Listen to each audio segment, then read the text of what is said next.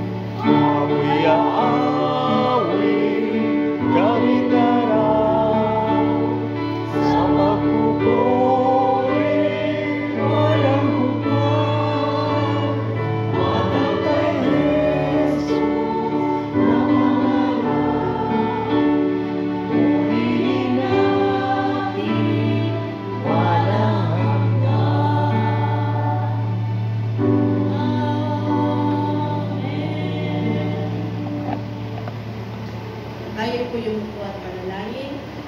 Purihin ka, Ama, sa mga sandali ito sapagkat ikaw ay aming pasasalamatan at sasambahin. Sa iyong tunay na pangalan. Ngayong gabi, Panginoon, ay tinataas namin ang pangalan ni Ariana. Sa ngayon ay nasa iyong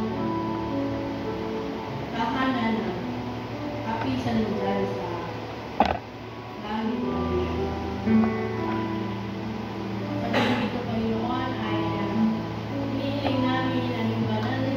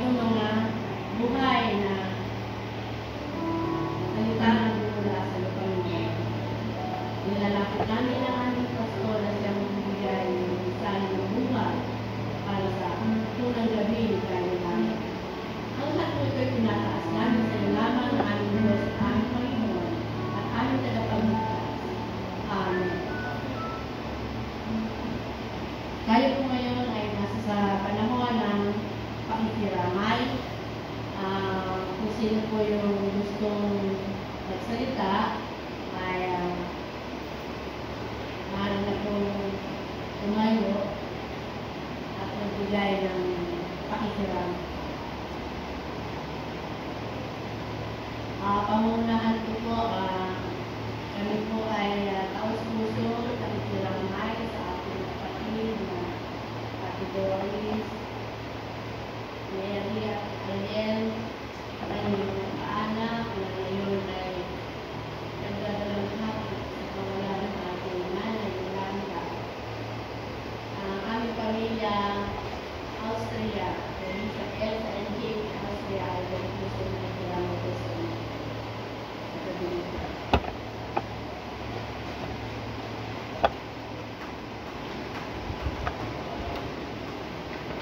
Ewa.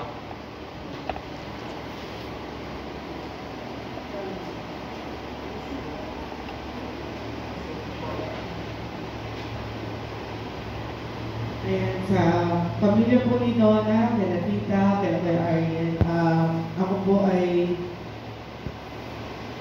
nakita ko si nanay na malakas talaga siya at yung nag-stay kami dito kagabi ni Donna hanggang 4 a.m. Umaga na pala. And nakita ko yung faith para talaga na in-invest ni nanay mula sa kanya hanggang sa buong family. And naniniwala ako na si nanay ay nirinig na yung kanyang mga corona na faith na binigay sa kanya ng Panginoon. Amen. Ganda ng buhay na nakaka-inspire. At sana madala ng kanyang mga anak, mga apo, ng pinakabata. Bagaman po tayo ay kanyang nilisan, alam ko po na ang kapatalaga ng Diyos ang siyang sasama po sa inyo at sa inyong po pamilya. Kasama niyo po kami na nananalangin para sa inyo. Purihin po ang Diyos sa buhay ni Nanay. Ayaw mo kong sabi. Ay, di naman. Ikaw pa ba?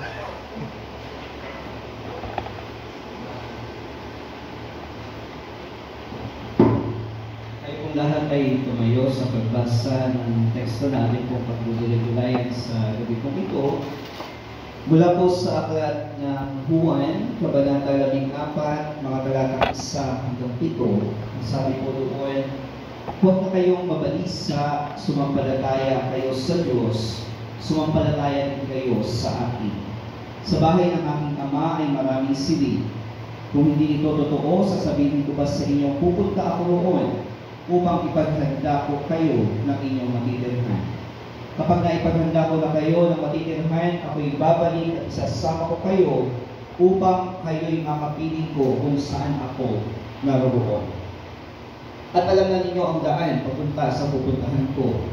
Sinabi sa kanya ni Tomas, Panginoon, hindi po namin alam kung saan kayo pupunta. Paano namin malalaman ang daan? Sumagot si Jesus, ako ang daan, ang katotohanan at ang buhay. Walang makapupunta sa Ama kundi sa pamamagitan ko. Kung ako'y kilala ninyo, kilala na rin ninyo ang aking Ama. Mula ngayon ay kilala na ninyo siya at inyo na nakita. Pagpalain po tayo ng Diyos sa pagbabasa ng kakarinig ng kanyang buhay na salita. Amen. Di po, tayo po ay makaupo na. Muli isang mabiyaya at mapagpalang gabi po sa buhay na sa bawat isa po sa atin. Ako po ay hindi na bago sa pamilyang ito, no? Hindi na bago sa kanila kasi nung ako po ay nakadestino sa JTR, nakadestino po kasi ako sa JTR, ayan, kayo po ba chairman nun? Hindi pa, hindi pa, ayan sila doon na po yung active doon, no? Active si Donna doon bilang kabataan. Hindi ko na-meet doon si Nanay Yoli, no? Kasi according kay Ariel, siya ay nasa Bicol at lay leader, kasulkuyan lay leader ng St. Luke United Methodist Church. So, titignan natin, Taal na Methodista. No? Ibig sabihin, yung kanyang buhay ay naipaglingkod niya sa ating Panginoon. No? na ipaglingkod niya hindi lamang sa iglesia, no? Na ipaglingkod niya kundi maging sa kanyang pamilya, no? Lalo higit sa kanyang mga mahal sa buhay. No, kaya nga sa gabi ito, ang mensahe na ating patuloy na pagbubulay-bulayan ay hindi na para kay Nanay Yoli. No? Hindi na niya maririnig ito eh. Di ba? Hindi na niya maisasagawa kung ano ang ating pinag-uusapan dito. Kaya ang mensahe ay para sa bawat isa sa atin na mayroong buhay. No? Na kayang gumawa sa kung ano ang ating naririnig.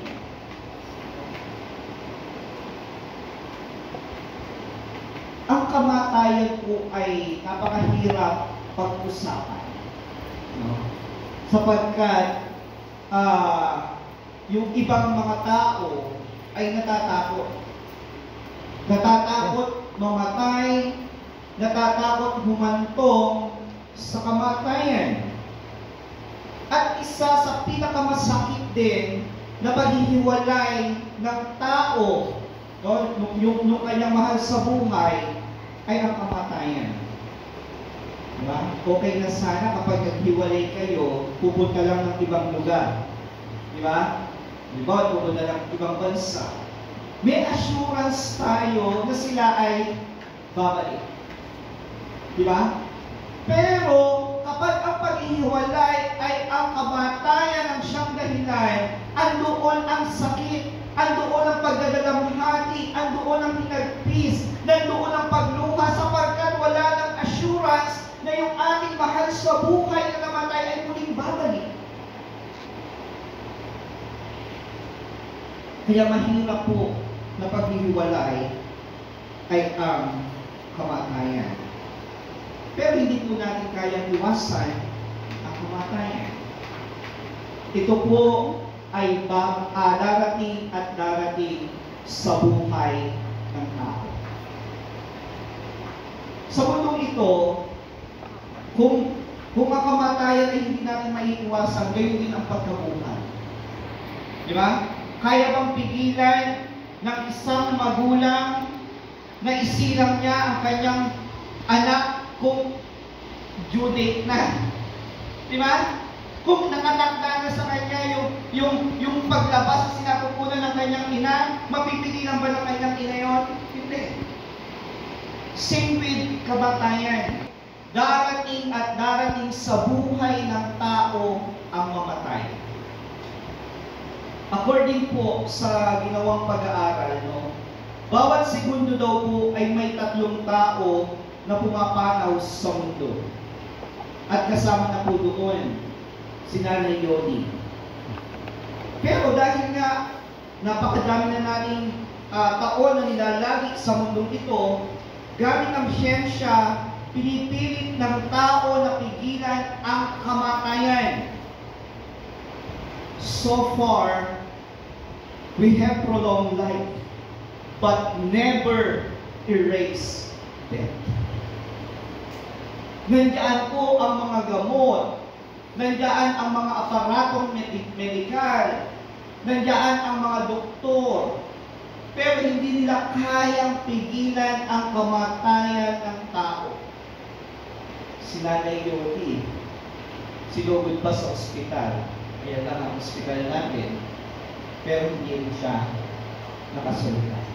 Bakit? Kasi itinakda na sa kanya ng Diyos yung araw na yun. Itinakda na sa kanya ng Diyos na siya ay mamamatay kagabi. Di ba?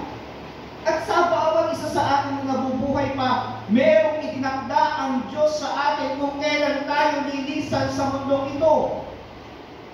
Kaya habang nabubuhay tayo at every time na tayo po ay pumupunta sa ganitong lamay, ipinapaalala po sa atin na tayo rin naman ay hihiga kung saan ngayon nakahiga si Nanay Yolanda. Maraming may ayaw humiga dito. Pero pagka namatay na tayo, hindi natin sasabihin, ayoko humiga yan. Mahihiga ka dyan. Di ba? Mailalagay ka doon sa lugar na ayaw mo rin. Sinasabi natin 6 feet below the ground. O kaya ilalagay ka sa isang box at ipapasok ka doon na walang pintuan. Diba? Lahat ng ayaw natin mangyayari sa atin kapag tayo ay namatay na. So ano ang kailangan natin gawin? Kailangan natin maging handa. Kailangan natin paghandaan ang buhay na kasama ang Diyos.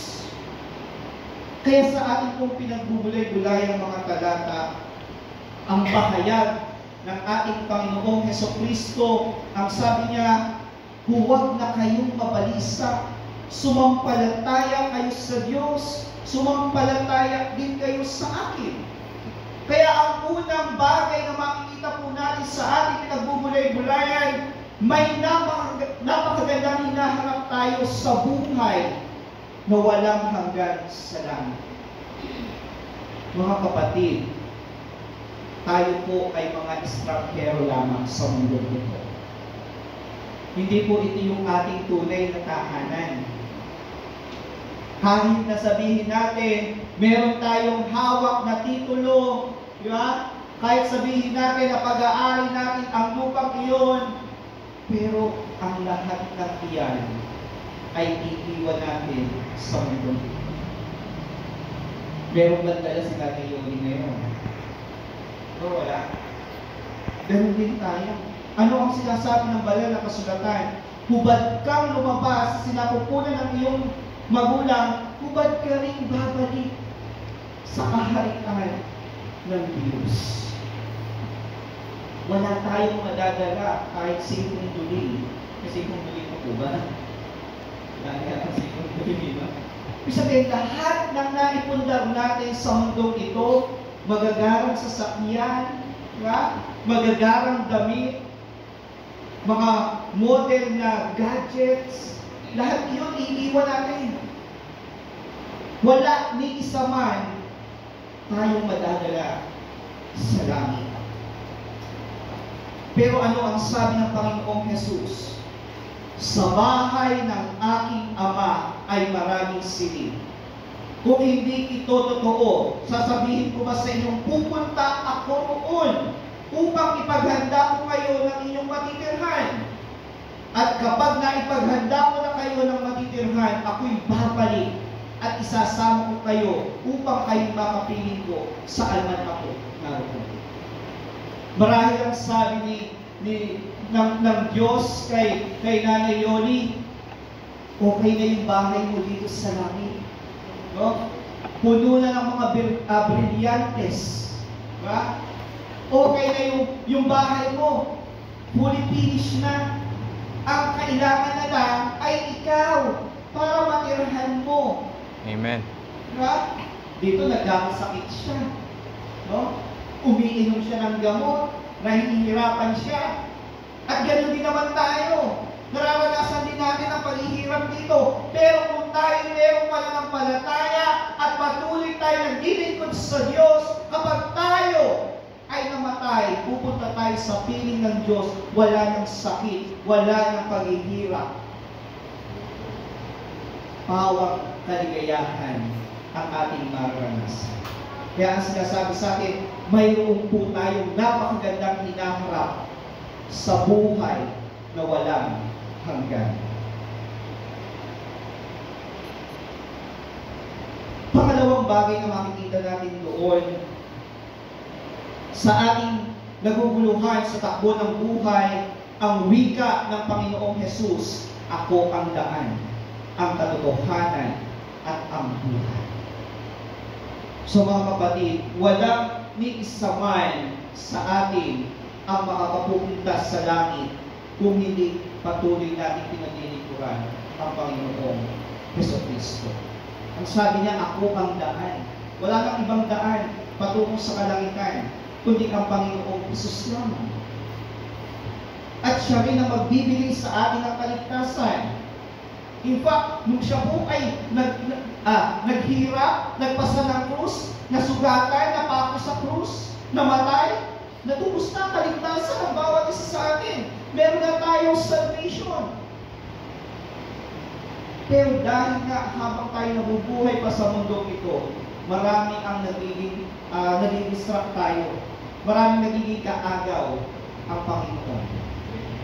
Kaya mga kapatid at mga magulang, sabi rin ng Panginoon, siya ay babalik at sa kanyang pagbabalik ang lahat ng naging tapat sa kanya ay kanyang isasama sa piling ng Diyos na siyang lumikha sa kanya. Amen. Kaya nawa mga kapatid at mga magulang, every time na tayo po ay pumunta sa ganitong lamay, sa ganitong gawain, palagi nating makita, no? Palagi nating alalahanin, ngayon, si Nanay Yolanda ang nakahiga, baka sa susunod, tayo naman. Diba? Hindi natin alam kung kailan. Ang tanging nakakaalam lamang po noon ay ang Diyos na nagbigay sa atin ng buhay. At ang Diyos din ang may kakayanan na magbawi nito sa atin, sa takdang panahon. So, itinakda ng Diyos sa tao ang mabuhay, itinakda din ng Diyos sa tao ang mamatay.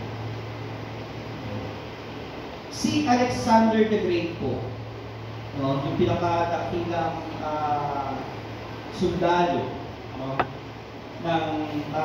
siya po ay napakayaman. Sobrang yaman at napakarami niyang tauhan. No?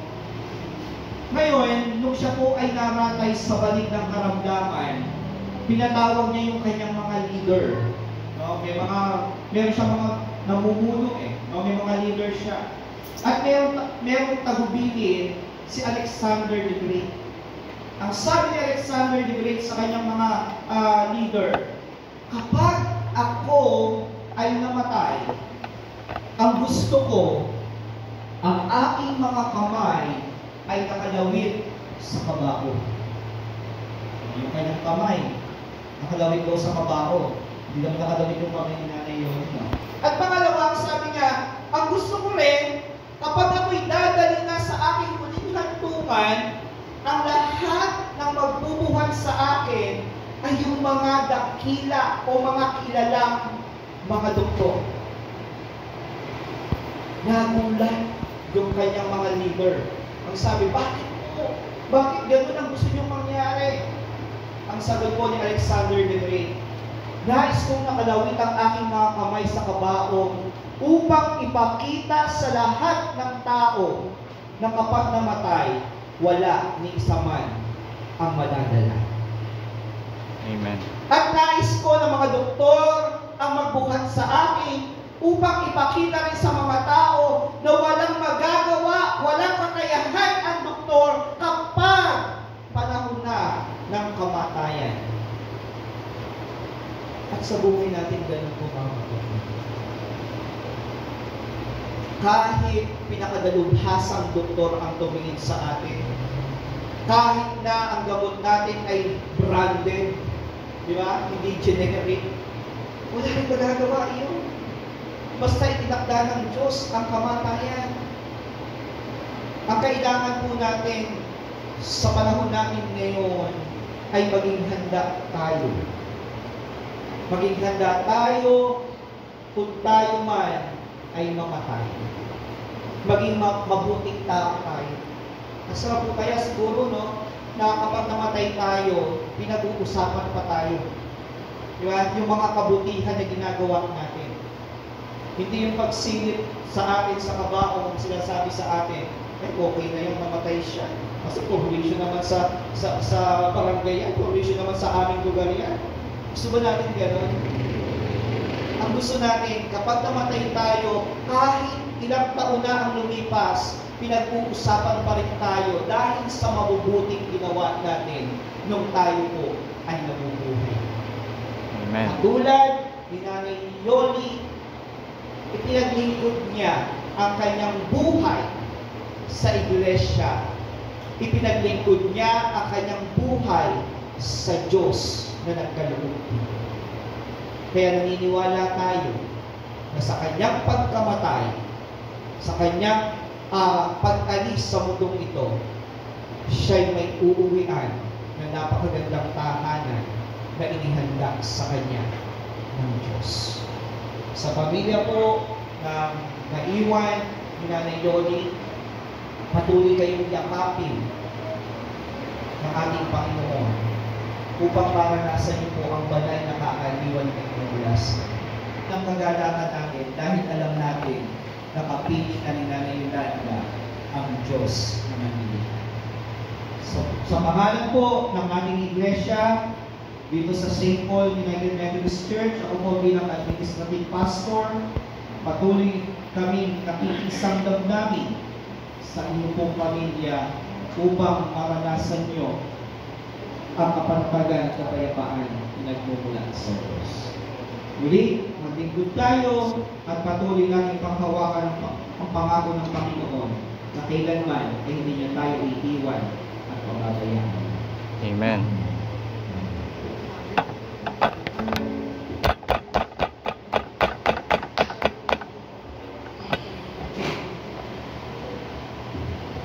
Tayo po ay magpatuloy sa ating huling gawain, ang pag-awit o pangwakas na awit ng Rock of Ages.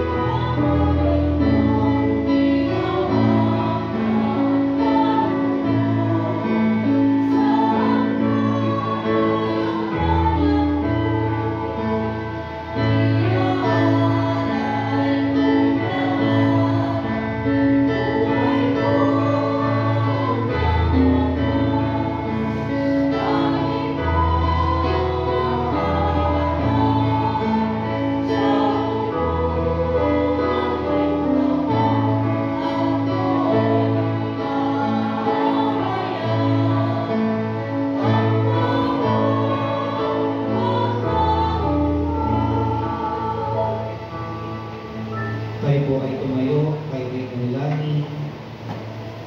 O Diyos na makapangyarihan sa lahat, lumalang ang langit at lupa. Diyos na nagbigay ng buhay sa bawat isa sa amin, gayon din kay Nanay Yolanda.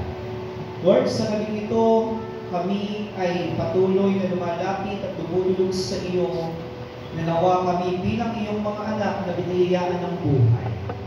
Makapaglingkod kami sa iyo at patuloy po namin maranasan ang iyong dakilang kapahayagan sa buhay ng bawat isa sa amin.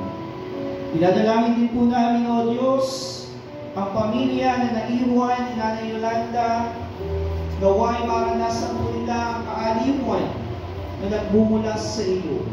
Ikaw po nawa, O Diyos, ang patuloy na magpahid ng mga luha sa kanilang mga mata at magyakap every time, Panginoon, na nararanasan nila ang kalungkutan sa pagkawala ng kanila pong mahal na magulang.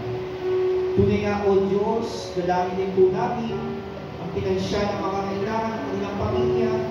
Lord, ikaw nawa ang siyang patuloy ng prubayin at naniniwala kami na ang lahat ng bagay na pangangailangan nila, ikaw po ang siyang magsusustain nito.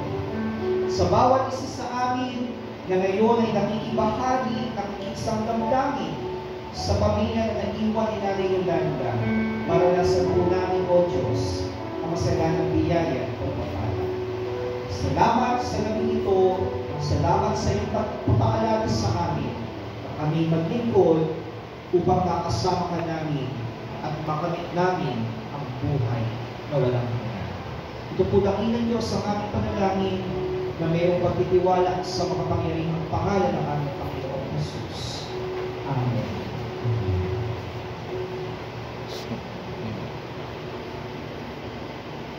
At ngayon, mga kapatid at mga magulang, patuloy namin tanggapin ang kaaliwan na nagmumula sa Diyos at patuloy nawa natin maranasan ang masaganang biyaya at pagpapala na nagmumula sa Kanya. Ngayon at magpakailan pa man. Amen.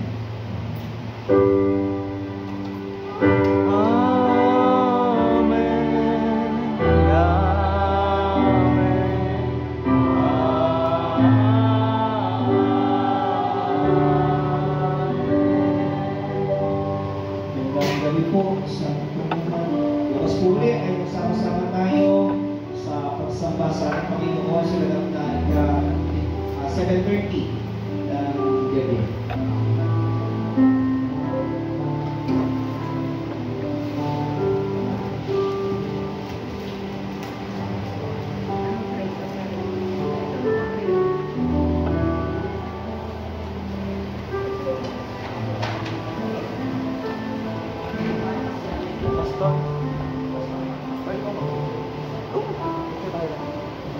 Picture po tayo lahat po ng nandito ngayon. Dito po sa sa gilid. Picture po tayo lahat. Dito lang po sa gilid ni nanay. Thursday. Wednesday pa na siya. Di pa lang. Tara po, picture muna tayo. Tara po, picture tayo. Dito po, sa gilid. Tita Beth, picture po tayo lahat. Ate Beth, tara po. Dito po, dito po. Picture muna tayo. Des, Don, picture muna tayo. Souvenir lang. Opo.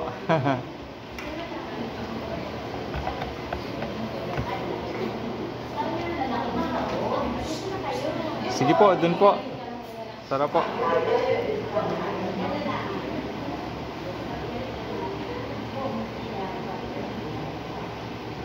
Ayan po. Enchang, sama ka, Enchang. Picture po tayo. Luke, sama ka. Yan. Yan, tingin po tayo dito. Okay. 1. Pwede po ba yung opa? Heart, heart. Ayan. Dahil po masaya tayo. Ayan, isa pa. Ayan. Thank you po. Maraming salamat po na nakasama namin kayo sa unang gabi ni Nanay. God bless everyone po.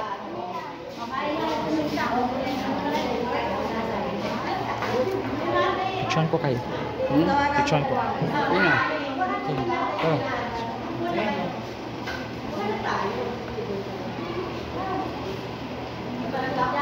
Hindi po sama. May kasama kayong pastor. Pastor Ryan.